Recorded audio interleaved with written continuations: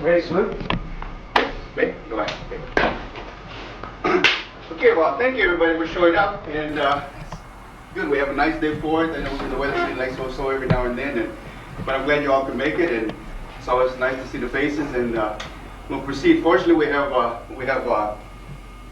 instructors here. We have Guro Russell Fuente there, and Guro Campos here, and then Guro Robin Shen from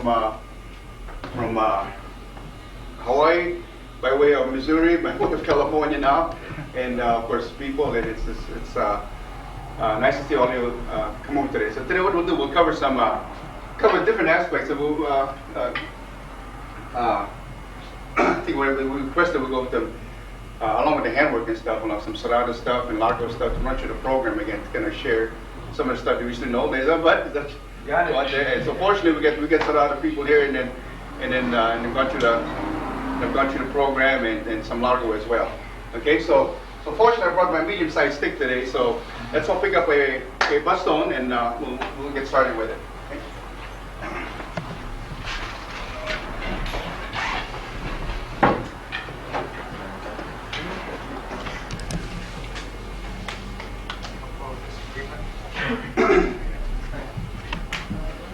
I'll give you this before you leave. This is a rebuttal to that one at Burnham. This guy said he really read some. There's a couple of disagreements. Look at that so you can watch it. Okay. Some of the older people. Guro, can you step out a little bit and Guro Russ, come up this way. Just step in front. Okay, as you go into the twirls, now some of you guys have been through this before. Okay, as you work on the different twirls, different ways of doing everything. Okay. Now some of you guys already have part of it. You get the pats, you get the tucks, you get the bump on the forearm, bump on the shoulder, you get the tucks behind the back, you get the catch underneath going over, get the catch underneath going down. Let's see what I want to do. So I just have you guys run through the gambit here. Okay. Okay, so that's what we want to pick up on. So we like to think that the collar group and the Serrata group as the family, as almost a family system, not because of the size of the weapon. Okay, there's certain things obviously that has to change, just like any configuration, any tool. Okay, but what is essential at the very beginning is how you twirl the weapon, and why are you twirling it? The reasons you're twirling it. Okay, so all the different catches and pats are for a certain reason. First of all, we want to get the coordination. Okay, we want to get the manipulation. We want to get the dexterity in the wrist, so on and so on and so on. Okay. Now it's start out obviously the sticks are shorter. The abanico, especially abanico, is more prominent with the Serrata. Okay, and most of all because Guro Louis started up in with I'm sorry, what's that? Almagagi, and he's from the Midwest out that way. And of course we get Guro Robin Shen over here from Guro Chakadel. That's all from Jimmy Tacosa, was one of the guys that trained us under the supervision of Grandmaster Angel Gonzalez, who's not with us anymore. So we have a heck of a lineage from there. So giving respect and credit to the people and to the system and to the art. Okay, but they also serve a function. Okay, so it's not just okay. I'm just going to kind of nonchalantly move my weapon. Okay, are we ready? Okay, it's like before you start boxing, we need to shadow box and loosen up. Excuse me, get it going. Okay. So all the different exercises. Okay, so we know forward twirl, reverse twirl. Okay, let me see, especially the newer groups. Okay, let me see that first. Forward twirl, pat, reverse twirl. Okay, all this should be already second nature. Okay, it should be smooth. Okay. At every seminar I go to, this is a warm-up. This is our shadow boxing. Okay, so we get that straight. Okay. Okay, now see reverses. Reverse on your other hand as well. You're switching. Okay, back and forth.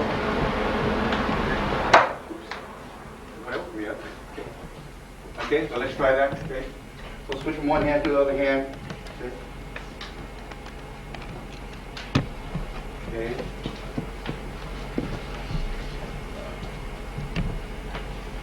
Good. Okay. Armpit tuck. Payong. Oh, get the Guro breaking nice. Yes, thank you. Thank you. See, we wait for somebody to start, then we all do it afterwards. Okay? Okay, armpit tuck and Payong. Okay. Let me see what it looks like. Let's go to the basics.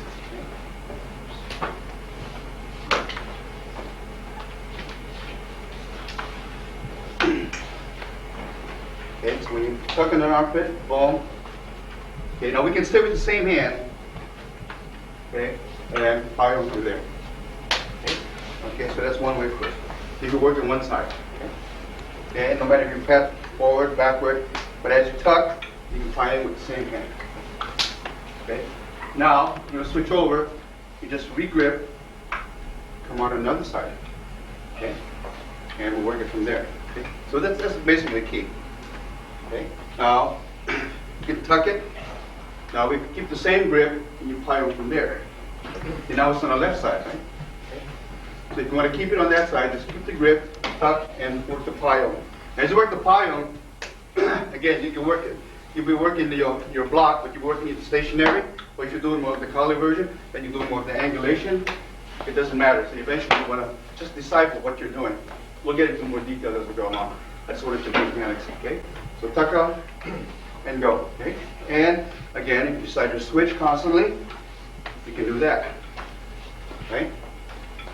Switch constantly and do that, okay? Okay, everything's so, everything is so related, and, I thought no problem. Okay? All right. So we go forward twirl. Okay, well, we'll stay with the forward twirl for now, okay? And you get the forearm pad here, okay? Okay. All right. Now this exercise still came from the Kali format, okay? But you use it no matter what side your stick is, okay? Here is the traditional way in the format as is required in the Kali format, okay? On the combative, actually you put it on shoulder, okay? So now I just show it two ways immediately so you can feel it. Okay? So here's what you're doing. You're cutting the radius of the return, right? So instead of going and coming back here, sometimes you can cheat and bump it. Okay? It's a real short move inside. Okay? So traditionally it's called here, okay? And you think it's here when we're combative. So therefore, switch and opposite side as well. Okay? You can reverse all this again. Practice on both sides. Okay? Constantly switch if you like. Okay? Now you notice the Guru's here, so we put more footwork and do a little more moving. But from the Surata group, the uptick is still the same. See? The uptick is still all here. Some with more angulation, some more stationary. Okay? But that's what you want to shoot for, is that sharpness, the crispness. It makes you look good. And obviously, on your delivery, it's even more crisp, because you have timing involved. Bang! Okay? So that's why you're doing that, right? You're just like somebody shadow box and knocks along and somebody's really snapping it. Okay? But sometimes some days you just want to relax, so that's no problem there. So we want to understand again that it serves the purpose. That's why we want you to know mechanics, but you want to know why you're doing it. What you're getting out of this, what you really want to, ask yourself the question. Okay? All right. Reverse twirl. Okay. Okay, reverse twirl. Catch under here, Payong. Now most of you should know that already, right? Catch underneath, Payong.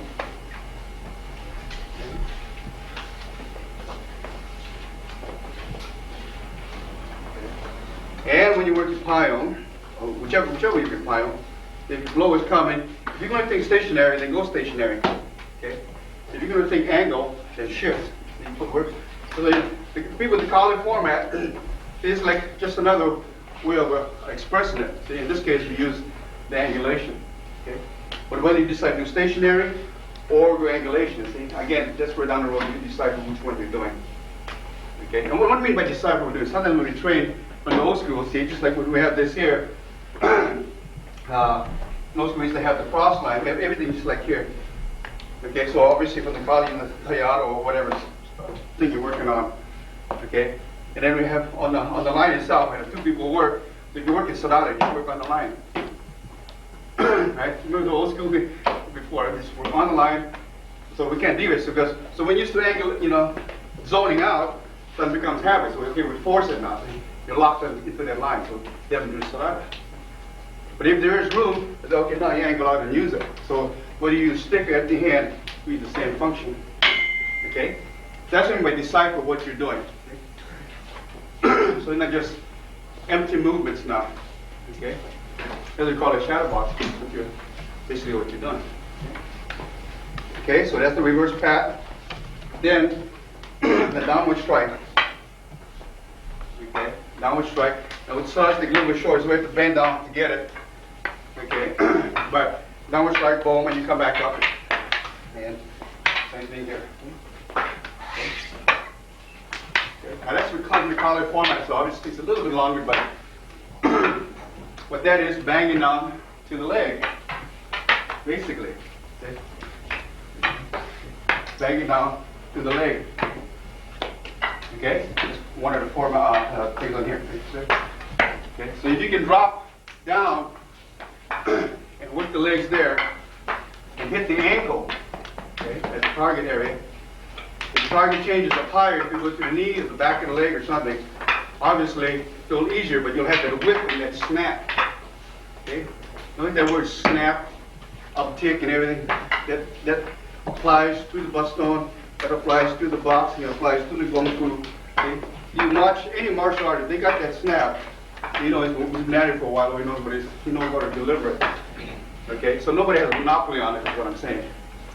Okay, that's why it's nice when you see a good martial artist, whether it's boxing or kung fu or karate. I enjoy it, so they have to time it. Okay?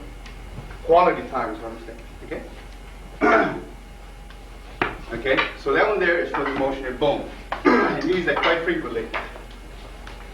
But you use it off your number one, basically off your inside sweep. Okay? What's the drop down here? And they touch.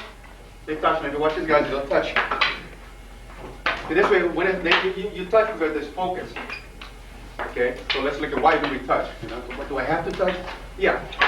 By touching, it means that you've gone down all the way. On lazy days, I'll do this too. I get a little lazy and I won't go down. But you're sure. If I feel guilty, okay, you go all the way down. Right, Rick? You're not feeling guilty, but you're not going down. Look at all these guys. They're good at it. Okay? So that means you're getting the body and you're bringing it down, boom. That's why the reference, the focus point is here. Okay, and that one there is important because some people did eventually just go like this. Changes occur in the format sometimes like the watchful eye. It's like number 7, number strike 7. That you're supposed to go all the way down too. Then you start doing this. Okay, so you guys know, so you guys have been doing it. It's number 7, it goes all the way up to the ground, boom. Okay, so therefore that whip goes all the way down to the end. But if the target was on the head only, or the tip of the city for the nose, or for the breastbone, boom, it's even better. See? Or it's short. But at least you'll have the full cultivation from point A to point B. That's why it's the dropping of the body, the snap of the delivery. Okay? All equals power and speed. Okay? All right. Okay, I think one more of the other ones. This one here, another coordination move. Okay, out here now, catch here, and final here. Okay. Catch. Okay. Now, if you notice, they'll bring the weapon out front, and keep it low enough. So bring it up high. Now that's a good flex. Keep it low enough. If you notice the kicks, it's like a front kick out, front snap, over the tip, back on the other side, and then grab it, and boom. Okay? And as you strike it, just like you guys did. Now that looks good. So it's not this way. See the point? Okay, so watch this, guys. It's all forward. Okay? So it's like a front snap because as you go out, your weight goes out, like a front snap goes out and come back to center line. Okay? If you leave it up here and let it drag, it'll drag this down. with you. So don't look away. You have any problems today? Good, good. Good.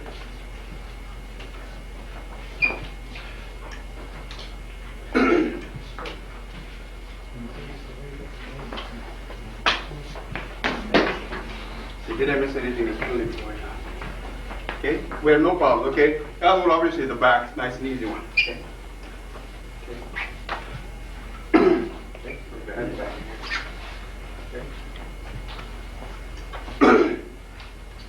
You're watching Guro Lou and Guro Russ here when they work. Catch. And footwork. You can do it so you can do it stationary, boom. Okay. But eventually, everything that you're doing, eventually we use and shift the footwork. Okay?